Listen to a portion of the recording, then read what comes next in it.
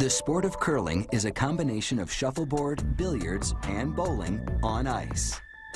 Players aim a large stone at a target, while trying to knock the opponent's stones away from the target. As the stone glides along the ice, team members sweep brooms in its path to control its speed and trajectory.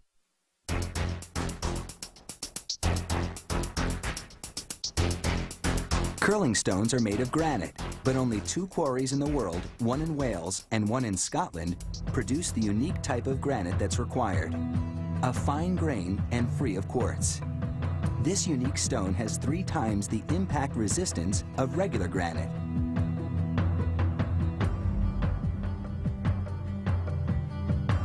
The quarry tries to avoid traditional blast mining because that fractures the stone.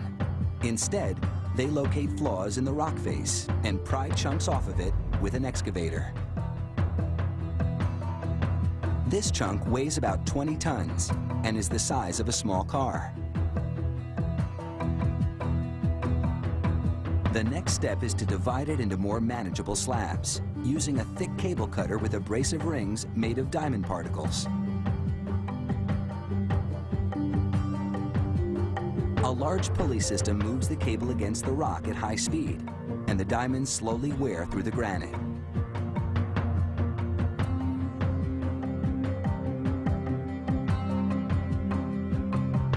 Avoiding flaws and weak points, workers trace circles the size of curling stones on the best quality areas. The cut slab then moves inside the quarry building, where this core drill's diamond cutters bore right through the slab, excising a blank that will become a curling stone. The blanks weigh almost 60 pounds apiece.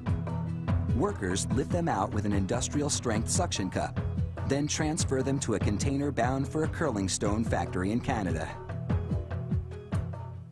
There, a drill bores a channel a little over a ½ inch wide right through the center. This is for attaching the curling stone's handle. But that's still a long way off. First, this machine has to carve the blank into the shape of a curling stone. The machine's curved arm is lined with diamond cutters. It shapes half the stone, then workers flip the blank over so it can finish the other half.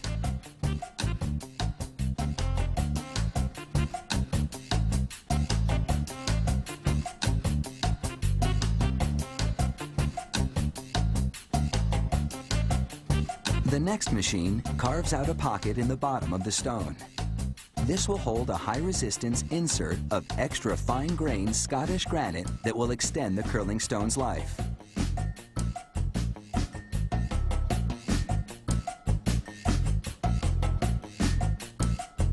After lining the pocket with epoxy, the insert is positioned.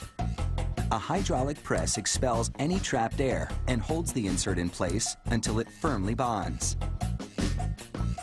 Next, a grinding machine, following a template, makes a center cup in both the top and bottom of the stone.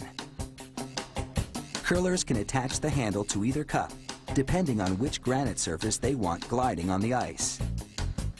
Workers bolt the stone to a spinning polisher and buff the surface with 5 progressively finer grades of diamond abrasive pads.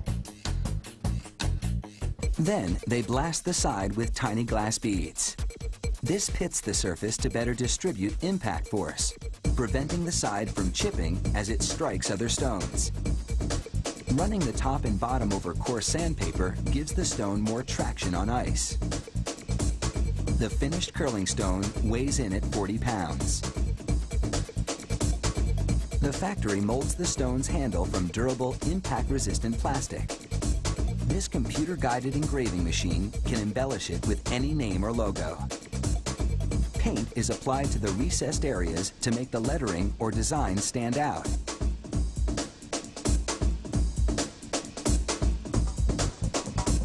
Finally, the finished handle is bolted through that center hole drilled earlier.